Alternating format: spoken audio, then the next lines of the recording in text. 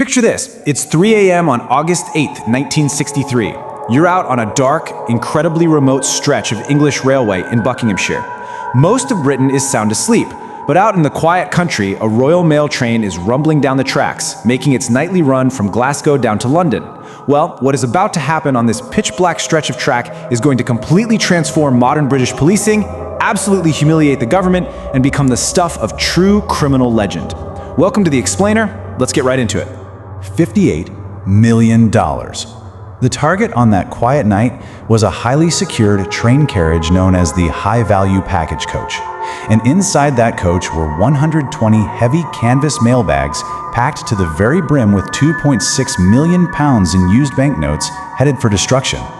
Adjusted for today's value, we are talking roughly $58 million.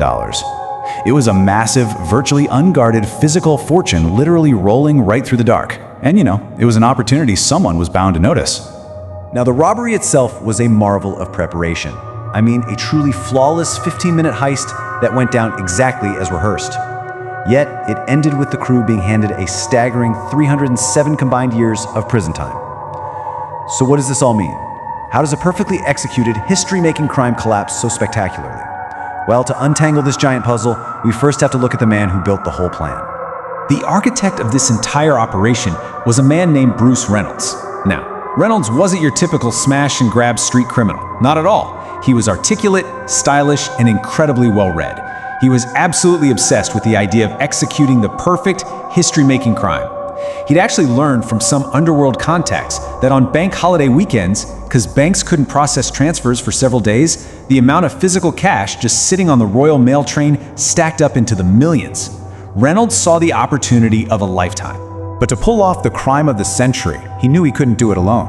So he assembles this highly specialized, almost Ocean's 11-style gang of 15 men. You had specialists like Roger Corddry, right? He was a florist who moonlighted as an expert railway signal tamperer. You had the inside informant, a really mysterious figure known only as the Ulsterman, who handed over the train schedules and cargo values. There was Roy James, a literal race car driver who was one of the fastest wheelmen in all of Britain. And then you had Ronnie Biggs. Biggs was, by all accounts, kind of the least important guy on the crew. His one and only job was to supply a retired train driver who could actually move the locomotive once they stopped it. All right, imagine the pure adrenaline as this plan goes into motion at Bridego Railway Bridge. It is rapid, it's chaotic, but it is highly precise. Step 1. Corddry covers the green track signal with a glove and hooks up a battery to power a fake red light, forcing the train to screech to a halt. Step 2. The second it stops, the masked gang swarms the tracks, uncoupling the cash-filled high-value carriage from the rest of the train cars. Step 3. They form a human chain straight down the steep railway embankment, just tossing 120 heavy mailbags down to their waiting trucks. The entire robbery, bagging them $58 million, takes just 15 to 20 frantic minutes. But let's pause right here and slow down for a second, because the human element of this is terrifying. For the train's young co-engineer, David Whitby, this wasn't an exciting action movie. When the train stopped at that fake red light, he climbed down to use the trackside phone and see what was wrong. As he reached it, out of the pitch-black darkness, a hand grabbed him, and a quiet voice just said, "If you shout, I'll kill you." He didn't shout. The terrifying, very real nightmare of the crime had officially begun. And actually, scratch that whole perfectly non-violent plan, because Reynolds had a fatal flaw. Remember that retired train driver Ronnie Biggs brought along? Well, he climbs into the cab, takes one look at the modern diesel engine controls, and has absolutely zero idea how to drive the thing. The gang desperately needed the train moved exactly 400 yards forward to their waiting trucks. So in a total panic, they violently assaulted the real train driver, 58-year-old Jack Mills. They struck him over the head with a heavy club. Bleeding and fearing for his life, Mills was forced to move the train. He survived, thankfully, but he never drove a train again. And that single brutal act, it turned the entire British public sharply against the gang. But the real fatal mistake wasn't on the train, it was at their hideout.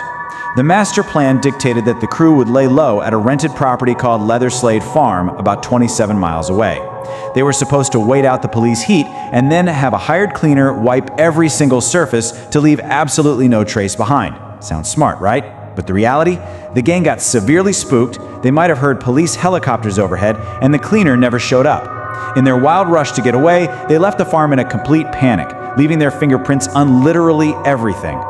So when Scotland Yard finally finds Leatherslade Farm 5 days later, They walk into an absolute goldmine of evidence. I mean, we're talking fingerprints on beer cans, on a ketchup bottle, and most famously of all, on a Monopoly board.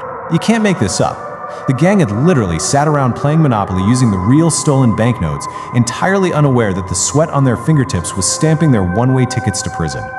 This massive oversight sparked the biggest manhunt in British history, and one by one, the dominoes fell. When the law finally caught up with them, the weight of justice was just crushing. By January 1964, 12 of the men had been captured and stood trial. With the overwhelming fingerprint evidence from the farmhouse, the guilty verdicts came swiftly. The judge completely dropped the hammer, handing down a staggering combined total of 307 years in prison. To put that number into perspective, individual sentences were running between 25 and 30 years per man. At the time, these were some of the longest sentences ever handed down in British legal history for a crime not involving premeditated murder. The severity completely shocked the nation and sparked a massive debate. Authorities clearly wanted to make a harsh example of the gang to deter attacks on national infrastructure, especially after the brutal assault on Jack Mills. But here's the thing. You can't just lock away 15 of Britain's craftiest criminals and expect them to sit quietly in their cells. Which brings us to an almost unbelievable second chapter in this explainer, focusing entirely on Ronnie Biggs. Remember him? The useless guy who brought the driver who couldn't drive? Well, in July 1965, less than 15 months into his 30-year sentence, Biggs literally climbs over the wall of Wandsworth Prison using a rope ladder. He flees to Paris for plastic surgery, then heads to Australia, and by 1969, he's living it up in Brazil. He transformed from the least important guy on the crew into the world's most famous celebrity fugitive. Scotland Yard chased this guy for decades. Finally, in 2001, at age 71, he voluntarily returned to the UK, totally on his own terms. Now, you might be wondering, how on earth did he avoid extradition in 1974 when a Scotland Yard detective had finally tracked him down and was ready to drag him back home? A bizarre legal technicality. Biggs had a Brazilian girlfriend who was pregnant with his child. Under Brazilian law at the time, the father of a Brazilian national simply could not be deported. The detectives had to fly back to London entirely empty-handed. So Biggs lived openly in Rio for 36 years. I mean, he threw parties, he gave interviews on the beach, he even recorded a punk rock song with the Sex Pistols. He was basically thumbing his nose at the entire British establishment from a sunny paradise. Okay, but what about all that cash, right? Out of the 2.6 million pounds stolen, or $58 million, less than 400,000 pounds was ever officially recovered. The vast majority of the money is completely unaccounted for to this day. So where did it all go? Well, it didn't go to tropical paradises or numbered Swiss bank accounts. Investigators actually believe the money was rapidly burned through.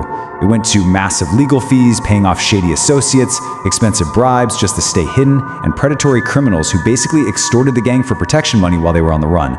Which brings us to the bitter aftermath of it all. The reality of the Great Train Robbery is actually incredibly grim. The mastermind himself, Bruce Reynolds, was virtually broke by the time he was finally caught in 1968. Buster Edwards, another key crew member, ended up running a little flower stall outside a London train station and tragically died by suicide years later. And the inside informant, the Ulsterman, he was never identified, never caught, and presumably kept his cut in absolute secrecy.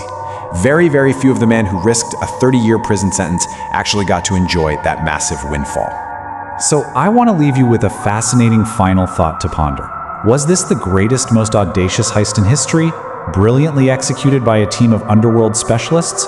Or was it simply a lucky robbery ruined because some grown men decided to play a board game instead of wiping down their fingerprints? The contrast between that brilliant planning and the catastrophic mistakes is just mind-blowing. Think about that, and specifically about Ronnie Biggs living totally free in Brazil for 36 years. Did he exploit a loophole to cheat justice? Or does his crazy escape just add to the whole myth? It's just an absolutely incredible piece of history to unpack.